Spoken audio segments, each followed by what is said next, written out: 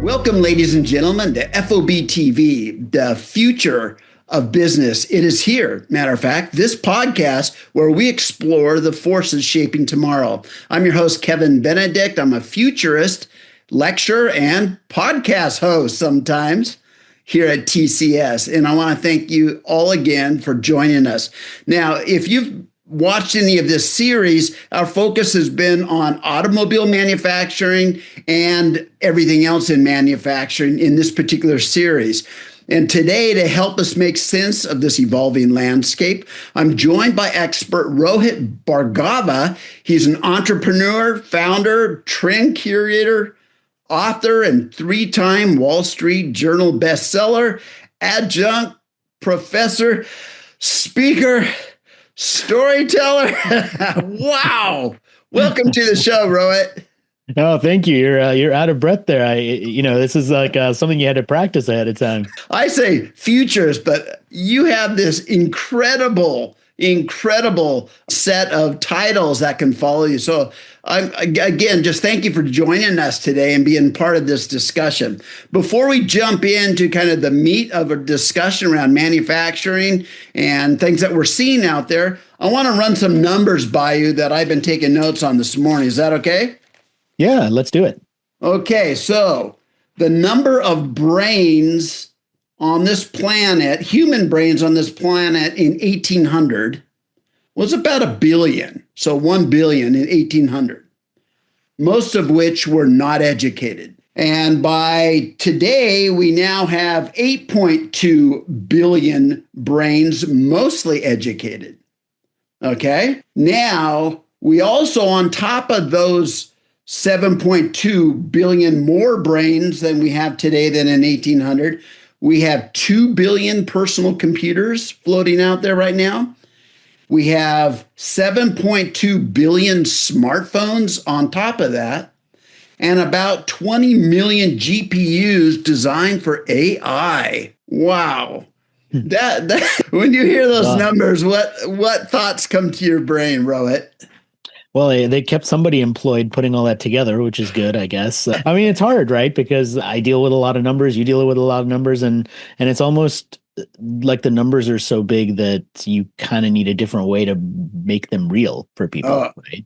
Absolutely. I was putting those numbers together because I look at all these charts that show our progress, kind of human progress. And the world was mostly subsistent farmers till about 1870.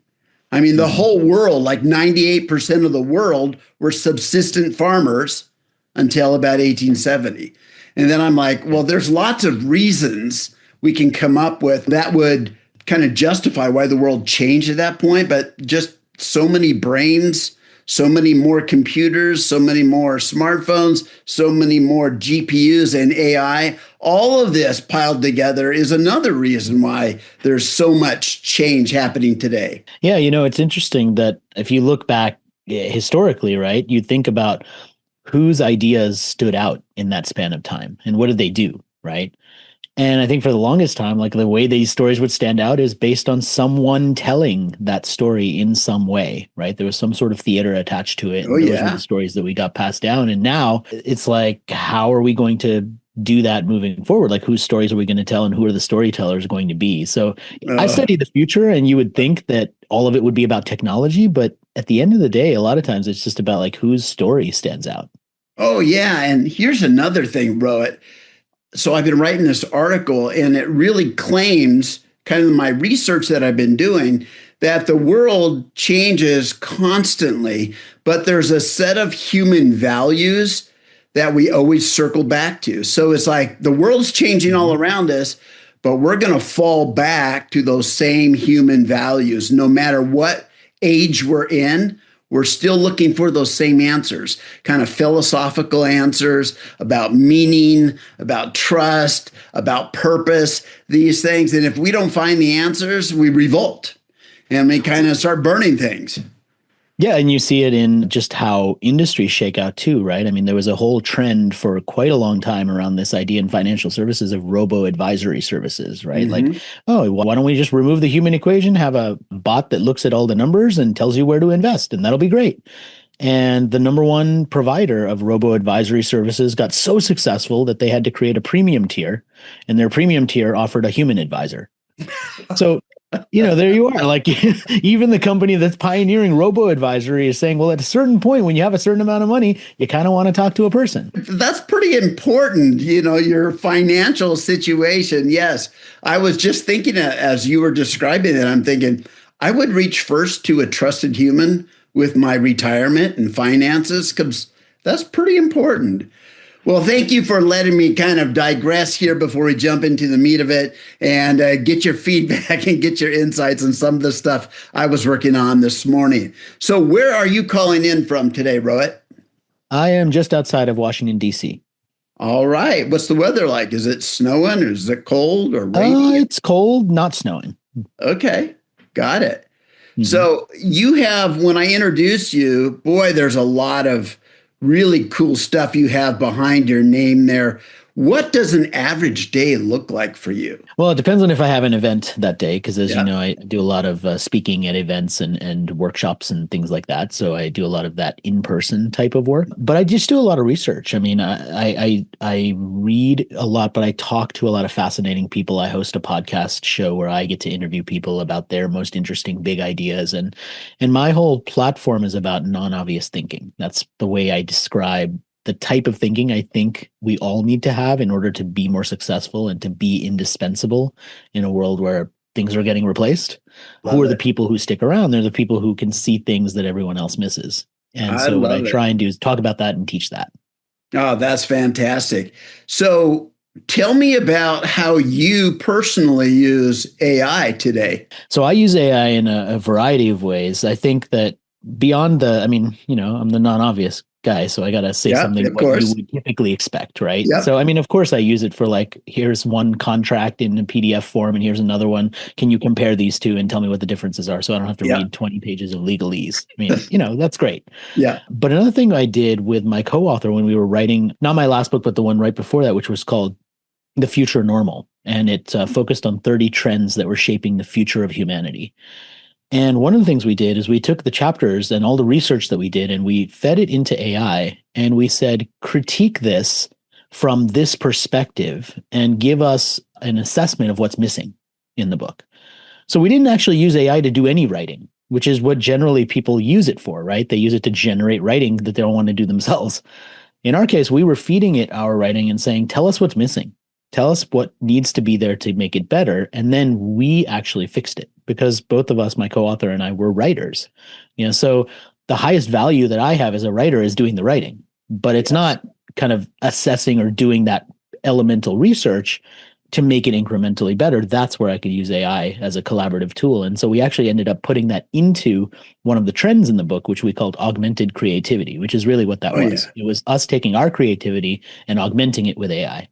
Oh, that's brilliant. I'm following and tracking right with you because since 2006, I've been writing a blog on emerging technologies. So I fed that blog into generative AI and it's like, boy, the stuff you have here, we could organize this into a number of different books, but I fed it the writing that I'd already done as well and said, now let's start thinking about this together. I want you to be trained on all these articles I've already written. Anyway, it was fascinating. That's so exciting to hear others doing more and creative stuff with AI. This episode and this series really kind of looks at manufacturing too. And I know you get the chance to kind of walk the floor of a lot of your clients' facilities and operations. How have you seen manufacturing evolve over the last 10 years, let's say? Oh, it's huge. As anyone who's listening to this probably knows, they're much more versed probably in this space than I am. I'm lucky in the sense that I get to go to so many different industries and I don't have a single specialization, but I get to see really fascinating things and think about how something in one place could be applied to somewhere else. So you think about manufacturing, I mean, one of the things that I think is most exciting is this idea of rapid prototyping that is being enabled by AI. And things, especially in automotive, I mean, innovations used to take a really long time to cycle through. And now you've got, new automakers doing things like making seatbelts that finally fit women and implementing that, and being able to rapidly prototype ways to do that where a seatbelt could fit every human, no matter what their size is, more accurately to prevent deaths or injuries in cars. I mean, that's amazing stuff. And it used to take decade, more than a decade. And now with AI tools and rapid prototyping and the ability to really visualize and see how these things manifest without having to build the whole thing, it's really amazing. I mean, I have so many examples of that. I went into the NASA headquarters, one of the NASA headquarters in Greenbelt, Maryland, and I looked at how they were using some of these AI tools and rapid prototyping with 3D printing to come up with optimal shapes for satellites that they were putting into orbit. And something that used to take them 18 months can now be done in 6 weeks in terms of the prototyping by the same resources, and actually a smaller team. So there's some really exciting developments when it comes to shortening that time frame from ideation to execution. Oh, yeah. And then with the advent of 3D printing, you can then design those, the best prototypes that come out of those simulations and design, generate it on your desk. Yeah. Take it out and start making sure that, everything fits in the right place. Fascinating there. And so how do you see AI playing a more prominent role in manufacturing, let's say in factory environments? Any thoughts there? Well, I mean, you're already seeing it with robotics and the abilities of robotics, but I think that the customization or the opportunity for hyper customization is really exciting as well. Oh, yeah. This idea that you could take the data that you have. I mean, I come from the world of marketing and consumer behavior, and there's a ton of data on what people want, what they would love to see. And some of it is things that were just impossible to manufacture at scale. And now I think that the possibilities are actually changing in terms of what you can do at scale. I mean, you think about 20 years ago, if I said to you that you could write a book, put it online and order one copy of it, and that one copy would be printed and shipped to you within 24 hours, and that's all you need to order, that would be insane. Yes. And now print on demand books are no big deal. And so you're going to have the same thing with cars soon enough. The numbers I've seen in the automobile industry are from concept to production of a vehicle used to take over 60 months to be able to do. And today they can be down to 18 months from concept to having one roll off the assembly line. So yeah, we're seeing those things all over. So when you see this automation in the factories there, you start seeing these terms being thrown around, smart factories. When you hear the word smart factory, what do you think makes a factory smart? What's your thoughts? Well, I mean, smart factory is a marketing term, right? So you could, which is a beautiful, I mean, I love marketing, right? But I can see how people would criticize it too, because you could say anything's a smart factory just because you have a Wi-Fi signal, right? So the definition of that does vary in many different spaces. But to me, a smart factory is one where you can make changes on the fly that allow you to not lose production time, or you can rapidly prototype, you can rapidly make fixes, you can optimize. To me, a smart factory is so turnkey that when you make a change over here, the other things that need to be changed as a result of that are responsive to it. That to me is what a smart factory is.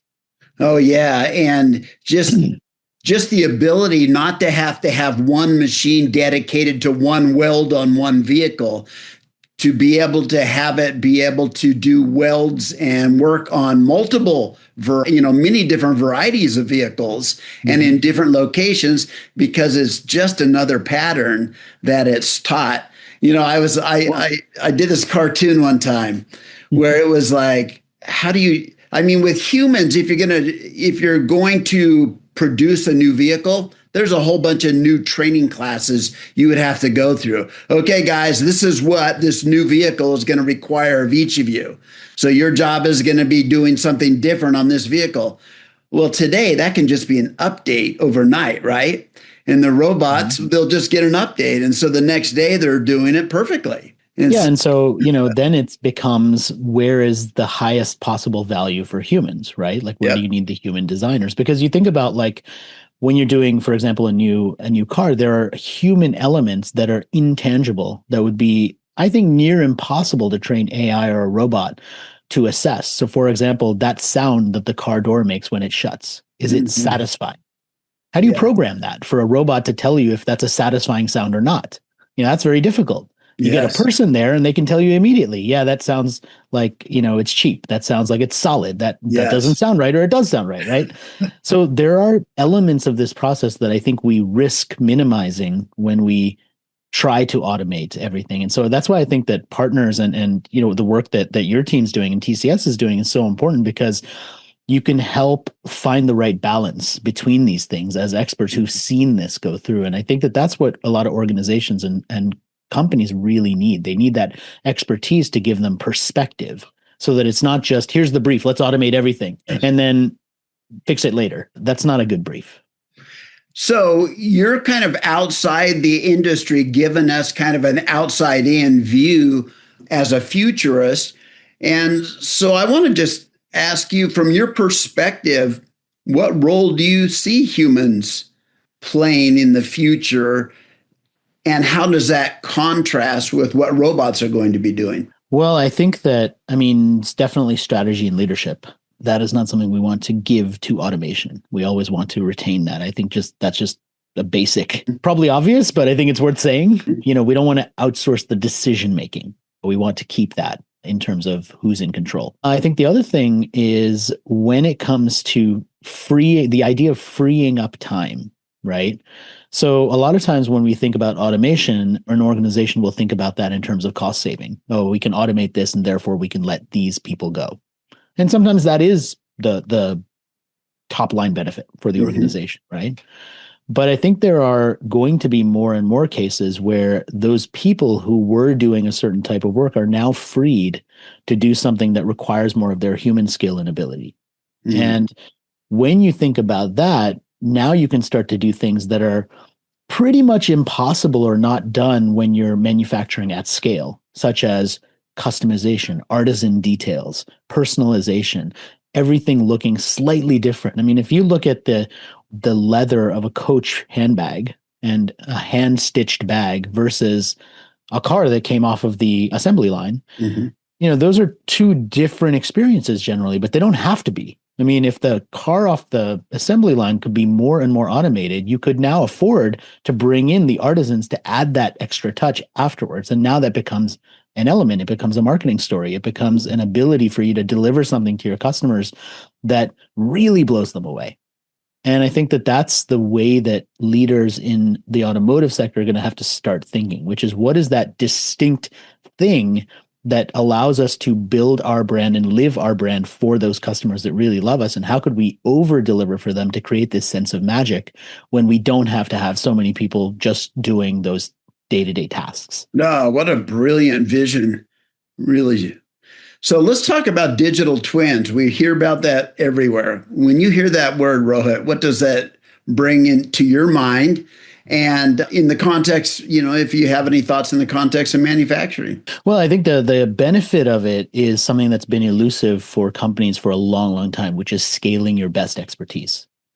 Every company has that one person or those handful of people who know everything, who've done everything, who've seen all the failures, who could tell you immediately if something's going to work or not, right? They're sort of the wise old men and women, not necessarily old, but you know what I mean? Like they have institutional knowledge.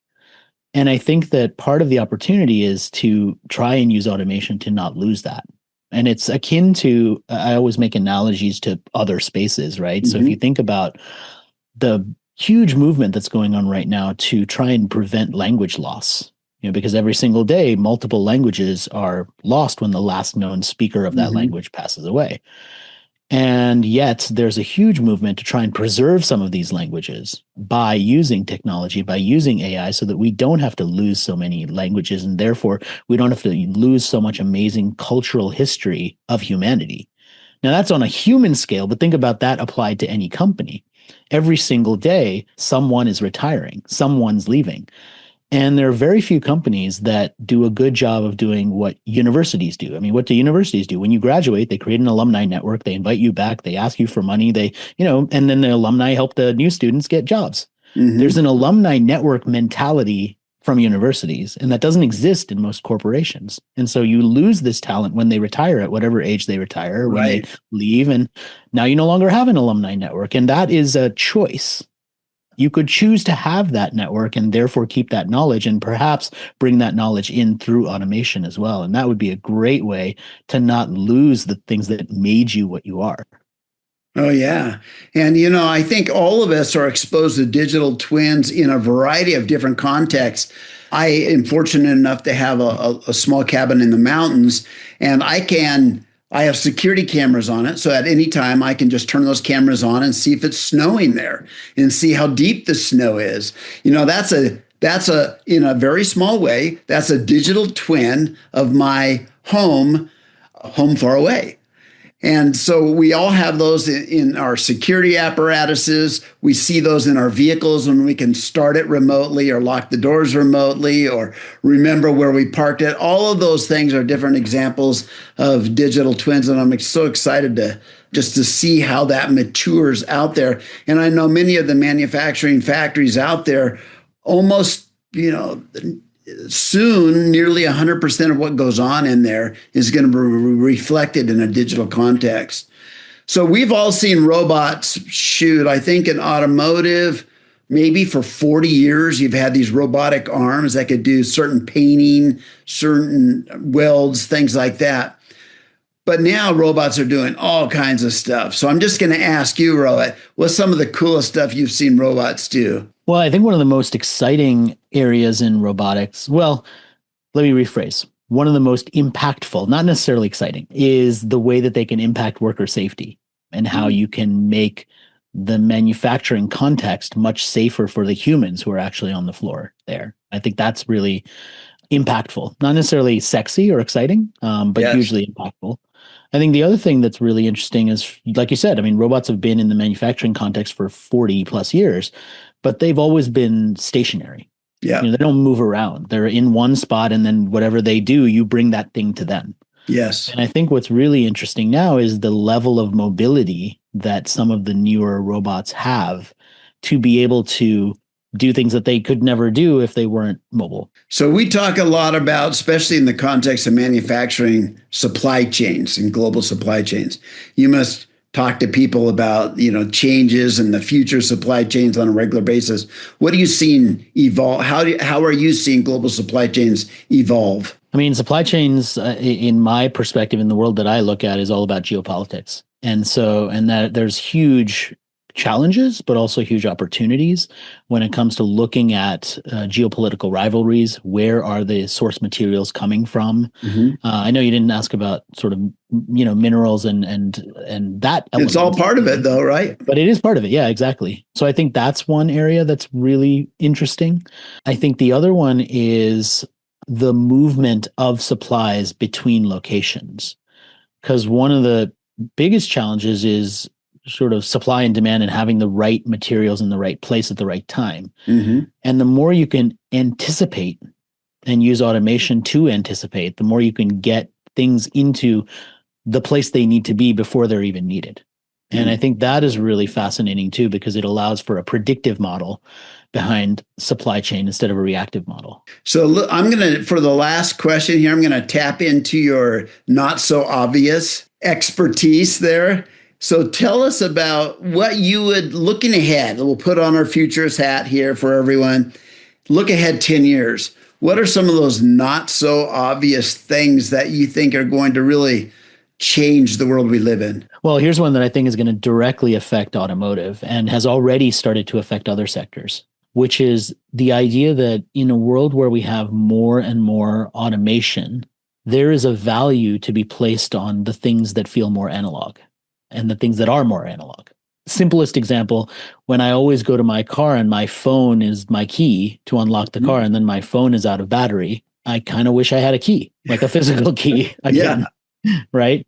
And I think that there are going to be more situations where people say, look, I'm choosing the less technological version. Certainly in 10 years, self-driving cars are going to accelerate.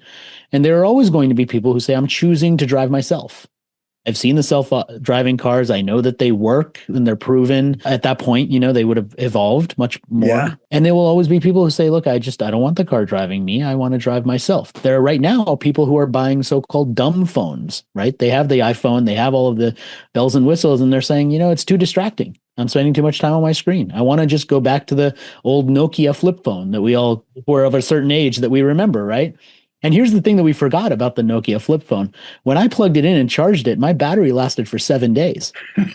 I mean, imagine that, right? Yeah. And we just gave that up and didn't even think about it. We're like, oh yeah, of course we have to plug our phone in by 4 p.m. every day. Like we're just used to it. Yeah. So Rohit, when that would have been unacceptable, right? Yeah. So I do think like this is kind of one of those macro cultural shifts that I think that it will really matter for automakers, which is it's not just about automation everything. We're going to have to find those analog moments where someone says, look, I want to feel the leather of the keys. I want to actually have an experience that is quote unquote old school. And the manufacturers that are able to understand that and to strike that balance between those two things will be the ones that win in the future. So I've seen that in my own house, Rohit, where we were talking as a family. I have a son and a daughter that are grown up with their own families.